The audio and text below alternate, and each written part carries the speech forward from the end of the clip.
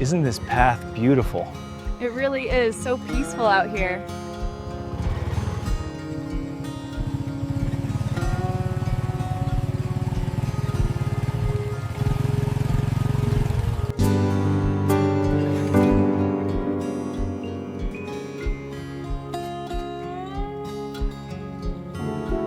I've missed you so much. I missed you too. Look at this. It's the route to that amazing waterfall I was telling you about. Oh wow, that looks beautiful. You have to let it go. You know what I mean? Yeah, it's nice. I know, but it's hard to let go sometimes.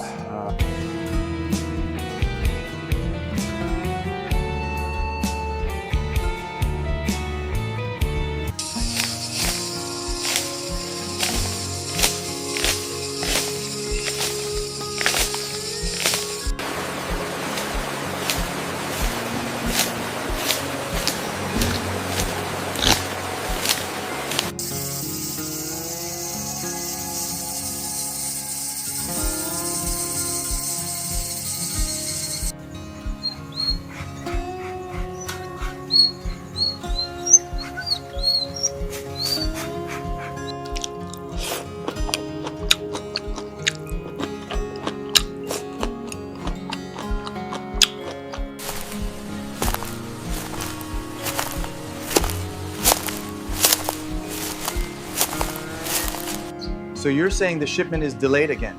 Yes. Yes, that's what I'm hearing from the docks.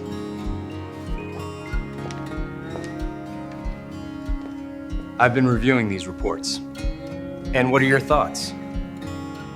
So, the Admiral was quite pleased with the report. That's excellent news. I was hoping for a positive outcome.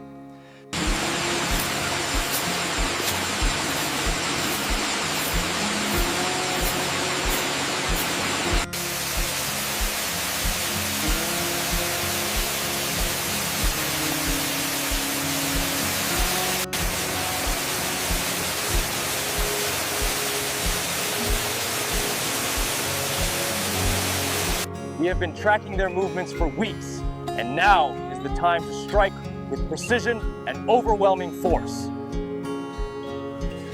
So the intelligence we've gathered points to a significant buildup of forces along the northern border. We're a family, so we always work together in that way, and he's gonna work with us until the day he dies.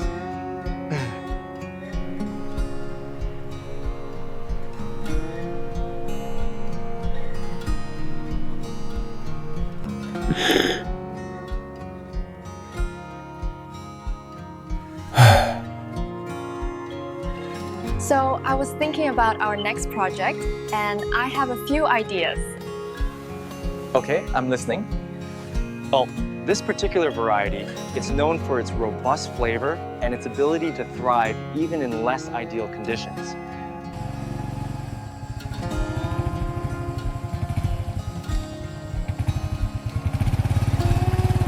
Woohoo! This is so much fun.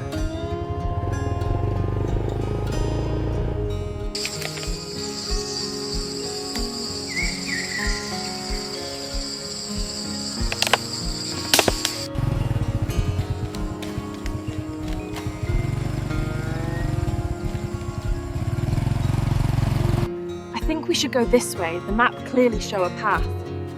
Are you sure? It looks a bit overgrown.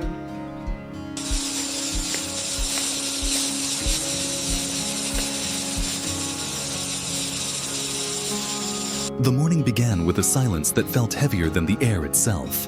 A silence that pressed against Diep's chest as she watched Ni chase a butterfly across the narrow yard. The child's laughter rose like fragile music, threading through the weary beams of the old house. And Diep's heart ached with both joy and fear. She had only known this little girl for a short while, yet in that brief time, Ni had sewn herself into the very fabric of her life. Every smile, every small hand clutching hers, every sleepy murmur at night had become a reason to endure, to hope. And now, she stood at the edge of a decision that could change everything. to adopt Nai, to make her daughter not just in spirit, but in law. The thought filled her with trembling resolve and crushing doubt. When James came to sit beside her, his presence carried the warmth of steady ground beneath unsteady feet. He spoke softly, his words careful, as if he feared that the wrong tone might shatter her fragile courage. He reminded her of the legal realities, that adoption required proof of financial stability, proof of assets, proof that she could provide. The words stung like cold rain because Diep knew she had none of that. Her income was uncertain, her resources thin, her life already stretched to its limits. "I'm afraid," she whispered, her eyes never leaving the child playing in the dirt.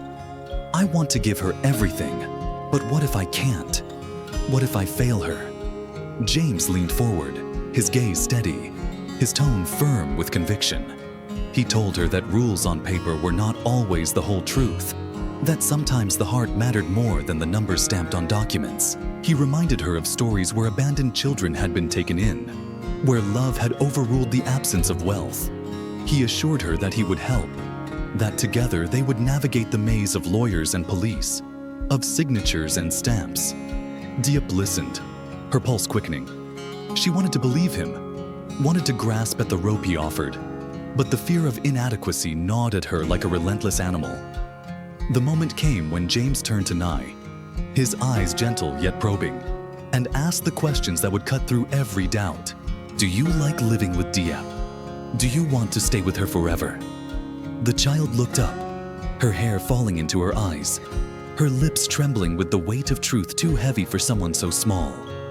She nodded, shy at first, then firmer, her voice breaking the still air. "Yes." And when he asked if she would be sad to leave, her small face crumpled, tears brimming as she clung to Diep's hand.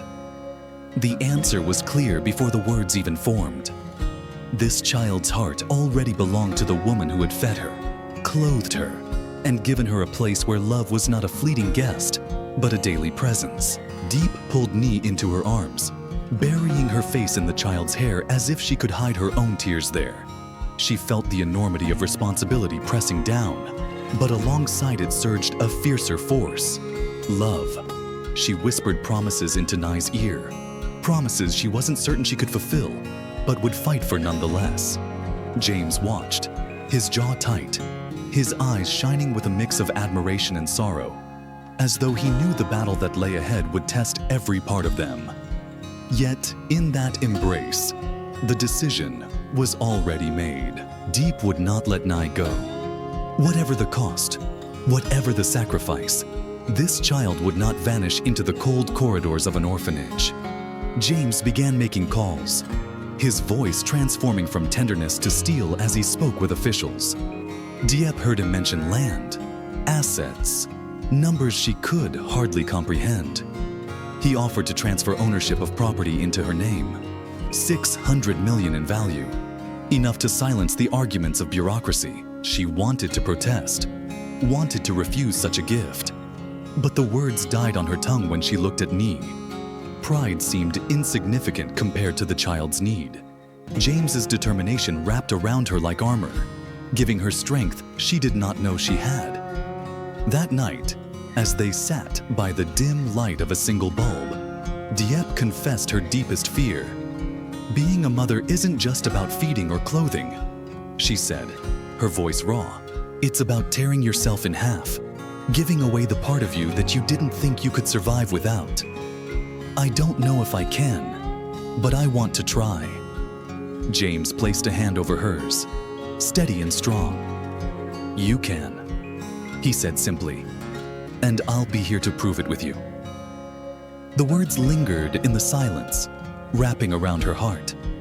She thought of the years she had longed for a child, the empty space she had tried to ignore, the prayers whispered to a God she wasn't sure was listening. And now, here was Ni, a gift not born of her body, but placed in her path as though fate had decided to mend what life had broken. She pressed her cheek against Nai's and felt the child's breath even and soft against her skin. And she knew this was no accident. This was grace. Morning came with new resolve. James left early to meet the police, his briefcase heavy with documents, his steps echoing determination. Diep stayed behind, preparing breakfast for Nee with hands that trembled not from fear, but from anticipation. She watched the girl eat, cheeks puffed with papaya, eyes shining with innocence, and her heart clenched. "You'll go to school soon," Diep murmured, brushing stray hair from Nee's face.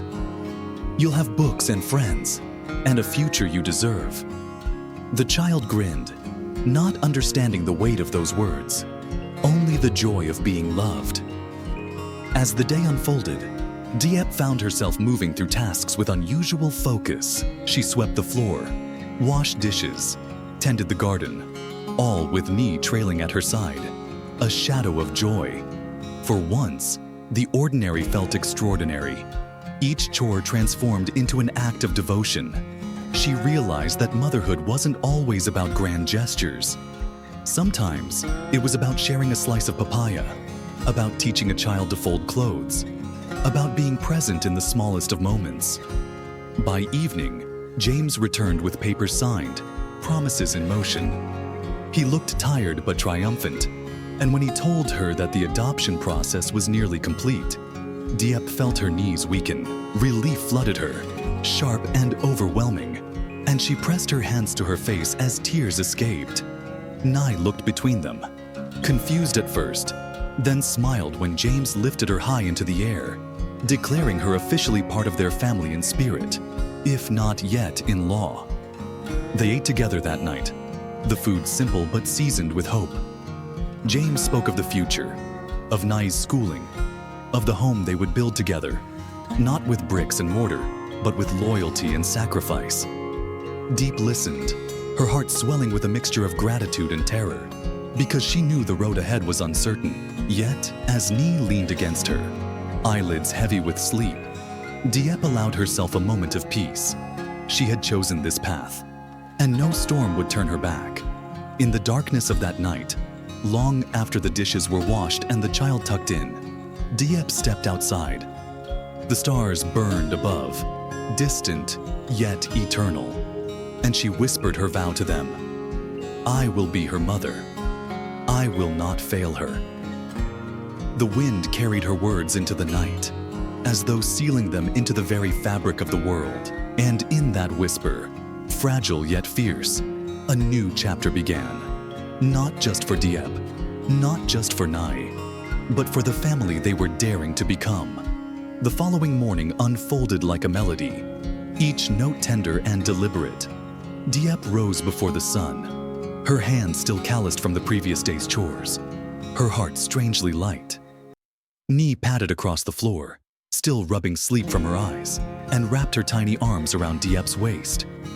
"Good morning, Mama," she whispered, the words so soft, yet so powerful. They shattered whatever doubt still lingered in Diep's chest. In that single greeting, a new identity crystallized. She was a mother, and this child was hers, not by blood, but by something far deeper, a choice sealed with devotion. Together they stepped into the garden where the papaya tree stretched skyward, its branches heavy with golden fruit. Nee giggled as she pointed at the ripest one, her excitement contagious.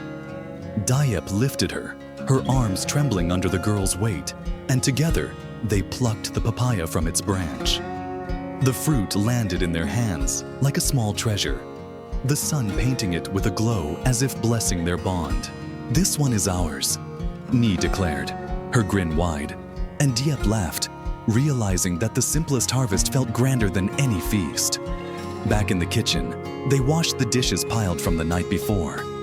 Nee insisted on helping, her small fingers slippery with soap, her determination fierce.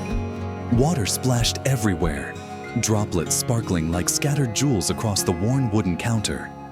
Diep should have scolded her, but instead she laughed, because in those splashes she saw joy, freedom, and the beginnings of a childhood rescued from sorrow. Nye's laughter joined hers, a sound so pure it filled every crack in the old house with light.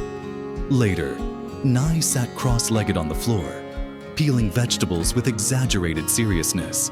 She wrinkled her nose at the tough skin of the gourd, muttering that it was stubborn, as if the vegetable itself were testing her patience. Diep watched her daughter's determination with silent pride. She remembered her own childhood, when no one had guided her hand, when survival had been a solitary struggle. Now, she had the chance to give Nie what she herself had longed for: guidance, patience, a safe place to stumble and learn. As dusk approached, James visited, his presence bringing with it both reassurance and responsibility. He had spent the day at a construction site where a bridge and a new road were being built, a project worth $5 billion. He spoke with passion about quality, about how every brick and beam mattered, not for profit, but for the people who would walk across it. His words carried weight, echoing his vision of a world built on integrity, not greed. Diep listened, her admiration for him deepening, realizing that his strength was not only in business, but in the way he cared for people, for communities, for futures beyond his own. When James turned to Nie, his expression softened. He knelt beside her, producing a coin from his pocket.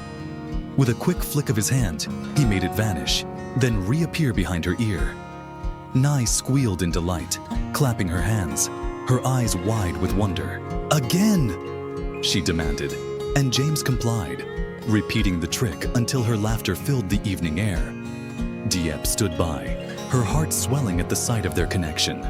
She realized with a pang that this was what family was: shared moments of wonder, simple acts of love, the weaving together of lives. The next day brought another harvest, this time cucumbers from the small patch in their yard. Nie darted between the vines, her hands quick as she filled a basket nearly too heavy for her to carry. "I'm strong," she declared, straining under the weight, and Diep smiled, her chest aching with both pride and fear. Strength was good, but childhood was fleeting, and she wanted Nie to savor it, to play, to dream, to know joy before the burdens of the world pressed in. That night, as they sat down to eat, Diep marveled at how ordinary tasks had become extraordinary rituals. Each meal prepared with Nie was a celebration, each story shared before bed a promise. She tucked her daughter in with whispered prayers, her hand lingering on the girl's hair as sleep claimed her. Diep's heart ached with the knowledge that their bond was fragile until the papers were signed. But James's words replayed in her mind. "Soon she will be yours in the eyes of the law, not just in your heart." James returned later that week with the news that the paperwork was nearly complete. The land transfer had gone through. The officer confirmed the documents were in order, and only signatures and stamps remained. Relief washed over Diep like rain after drought, tears slipping silently down her cheeks. Nie, confused at first, clung to her hand, asking why she was crying. Diep pulled her close, whispering, "Because I am happy, my little one, because soon no one can take you away." As they prepared for bed that evening, Diep found herself staring at the stars beyond the window, her mind alive with possibilities. Soon, Nie could go to school, carry books in her small arms, laugh with classmates, and learn things Diep had never been taught. The idea filled her with both hope and fear. Hope for the life Nie would have, fear that she might not be able to provide everything. Yet beneath it all was resolve, a steel-hard certainty that she would fight for her daughter no matter what. In the quiet that followed, James placed a hand on her shoulder, steady and reassuring. "You are not alone," he reminded her. "We will raise her together. You've already given her the most important thing, love. The rest, we will build." His words anchored her, pulling her from the whirlpool of doubt. For the first time, she believed not just in survival, but in a future woven with threads of joy, sacrifice, and unshakable love. Under the dim glow of the kitchen lamp, the final papers lay spread across the worn wooden table. their edges trembling faintly in the evening breeze that slipped in through the half-open window. Diep sat rigid, her hands clasped tightly together, her breath coming shallow, as though the weight of the entire world balanced upon her chest. Beside her, Ni swung her legs nervously, the rhythm of her small heels against the chair legs echoing like the ticking of a clock that measured not time, but destiny. The official who had come with the documents cleared his throat, his pen poised above the signature line, and for one long moment, silence enveloped them all. It was the silence before a storm, before an explosion of joy or sorrow, before a new chapter carved itself into the fragile fabric of their lives. Then Diep's hand moved, hesitant but determined, guiding the pen across the paper, each stroke carving a promise, each letter binding her heart to the child who now stared at her with eyes wide as the night sky. With that final flourish, Ni was no longer the unwanted shadow of her past family, but the daughter of Diep, forever and always. Tears gathered unbidden at the corners of Diep's eyes, blurring the black ink she had just laid down. And when she finally lifted her gaze, she found Nai leaping into her arms, tiny fingers clutching at her shirt with the strength of someone who had been waiting all her life for this embrace. "Mama!" The word came out cracked and raw, not because it was unfamiliar, but because it was finally true. Diep buried her face into Ni's hair, inhaling the faint scent of soap and sunshine, and in that moment, she felt the wounds of her struggles begin to knit themselves closed. The room around them seemed to fade, leaving only the sound of a child's heartbeat pressed against her chest and the silent vow that she would never let go. James stood nearby, watching the scene with an expression that hovered between awe and protectiveness. His hands curled into fists, not out of anger, but as if he was holding back the urge to wrap them both in his arms and guard them from the cruelty of the world. The following morning brought with it a strange, dreamlike calm, as though the earth itself had paused to honor what had just transpired. Diep woke to the sound of Ni humming softly in the kitchen, her small frame standing on tiptoe to reach the counter where she clumsily arranged slices of papaya onto a plate. "Breakfast, Mama," she announced, her voice trembling with pride, and Diep felt her throat close around a sob that threatened to burst free. They ate together, laughing over the uneven pieces of fruit, and though the meal was simple, it tasted richer than any banquet. James arrived later, carrying with him a bundle of books and a bright pink backpack he had picked out for Nai. "For school," he explained, his voice gruff, as if to hide the tenderness beneath. And Nai's squeal of delight filled the small house with a warmth that banished the last remnants of sorrow from their walls. The day Nai went to school for the first time, Diep's heart beat so violently, she feared it might break her ribs. She had dressed Ni carefully, smoothing down the pleats of her skirt, adjusting the straps of the backpack, tying her hair with ribbons that fluttered like tiny flags of triumph.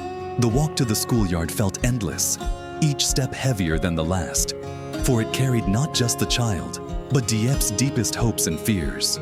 When they reached the gates, children swarmed in laughter and chatter, and for a moment, Ni hesitated, her hand tightening around Diep's fingers. "Will they like me?" she whispered, her eyes brimming with doubt. Diep knelt, cupping the small face between her palms, and whispered back, "They will see what I see, a brave, kind, wonderful girl." With a final kiss to her forehead, she let Nai go, watching as the child disappeared into the tide of voices, her ribbon bobbing like a beacon. Diep stood rooted in place until James touched her shoulder gently, grounding her in the reality that this was not loss, but the first step of something greater. That night, the little house felt strangely quiet, and Diep busied herself with chores just to silence the gnawing ache of Nai's absence. Yet when the school bell finally released its charge of children back into the world, Diep was already waiting at the gates, her eyes scanning frantically until they landed on the familiar figure running toward her. arms spread wide like wings. Nee threw herself into her mother's arms, her voice breathless with stories of new friends, of lessons learned, of teachers who smiled. Diep clung to every word, etching them into her soul like treasures too precious to lose. James, walking beside them, teased gently about the mountains of homework to come, and Nee giggled, her laughter wrapping around them like a spell that held despair at bay. For the first time, the three of them walked home not as strangers bound by circumstance, but as a family stitched together by choice, by sacrifice, by love. But even in joy, shadows lingered. At night, when Nee slept soundly in her small bed, Diep would sit by the window, staring out at the moonlit fields, the memories of doubt creeping back. Could she truly give Nee the life she deserved? What if her fragile finances collapsed? What if the world once again turned cruel? These thoughts clawed at her, dragging her heart into darkness. Yet every time, James appeared quietly at her side, his presence steady and unyielding. He would not speak grand promises, but his hand resting gently atop hers said more than words ever could. "You are not alone," his silence whispered. And in that stillness, Diep found enough courage to rise again with the morning sun. Days melted into weeks, and the small rituals of family life began to weave themselves into the fabric of their existence. They planted vegetables in the garden together, their hands sinking into the cool earth as Nee chattered about the tiny shoots that would soon grow tall. They shared meals where laughter was as plentiful as the food, even if the dishes were plain and humble. They mended clothes by lamplight, played games by candle glow when storms cut the power, and sang songs that carried into the night. Each moment was fragile, fleeting, but together they formed a mosaic more beautiful than any dream. And in those simple acts, Diep realized that happiness was not a grand feast, but the quiet companionship of those you loved, the certainty that at the end of each day, there would be someone waiting. The legal process concluded in a small office where cold walls and sterile air did little to contain the warmth of what transpired. Diep signed the final document, and the official handed her a certificate declaring Nai her daughter. She held the paper as though it were a relic, her fingers trembling with reverence, while Nai skipped around her in circles, chanting, "I'm yours, I'm yours." James stood behind them, his smile subdued but radiant, his eyes glimmering with a pride he did not bother to hide. In that cramped space, with fluorescent lights buzzing overhead, the world shifted permanently, and Diep felt her heart expand to fill the vastness of this new reality. On the way home, they passed by the old market where Diep once sold fruit to scrape together enough money for survival. She paused, her gaze lingering on the stalls that had witnessed her tears, her hunger, her desperation. Now, with Nee's hand gripping one side and James's hand steady on the other, she walked past not as a woman beaten by hardship, but as a mother who had conquered despair. She whispered a silent thank you to the streets that had once been cruel, for they had shaped her into the person strong enough to love fiercely, to protect unwaveringly. The vendors nodded to her as if sensing the change.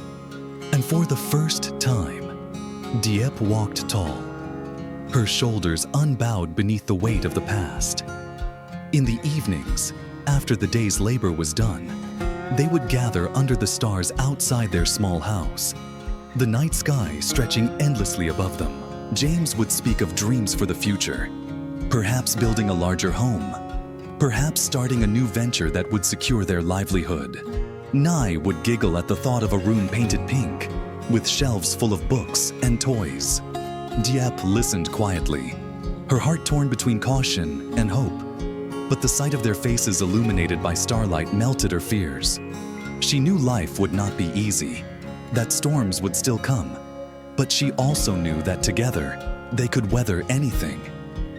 And so the story settled into its rhythm, not with dramatic flourishes, but with the quiet persistence of love that endures. Diep no longer feared the empty silence of the night, for it was filled with Nee's gentle breathing, with James's steady presence, with the knowledge that she was no longer walking through life alone. She had gained not just a daughter, but a family, a foundation built not on wealth or status, but on resilience and affection.